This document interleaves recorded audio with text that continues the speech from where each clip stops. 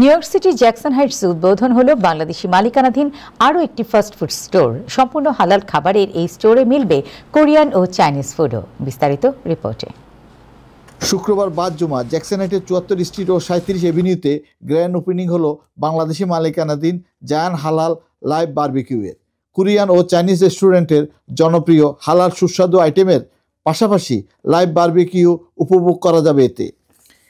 এছাড়া Zayan halal live বারবিকিউতে chicken barbecue, beef barbecue, lamb barbecue, hot dog, chicken gizzard সহ ১৩টি আইটেম ও ড্রিঙ্কস পাওয়া যাবে। না, এই বারবিকিউটা জাস্ট এক কথায় অনবদ্য, জাস্ট অসাম এবং হালাল, এটা জাস্ট ফ্রেশ, সবাই খেতে পারবেন। It's so nice, it's so delicious, taste is so amazing, so delicious. I would like to invite all of the Jackson Heights.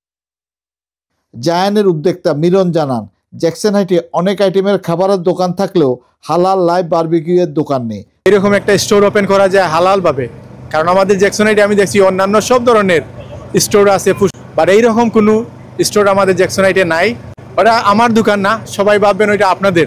এখানে আসবেন সবাই, আমাদের আপনজন সবাই এখানে নিজের ফ্যামিলি মনে করে আসবেন আর আমাদের ট্রাই করবেন। Mahbub Rashid, Time Television, New York.